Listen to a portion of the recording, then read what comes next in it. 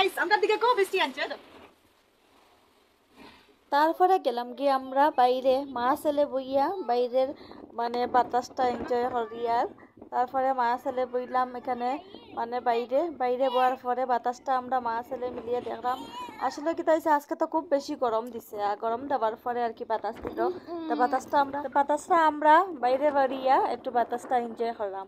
কারণ গিয়া সারাদিন গরমে শান্তি পাইছি না। তারপরে আমার ছেলে আমার কয় মা এখানে চলো, এখান থেকে আমরা ঘরে যাই গিয়া, এখানে একটু একটু বাইরে বৃষ্টি বাতাস লাগে, একটু একটু পুষ্প বৃষ্টিও দেয়।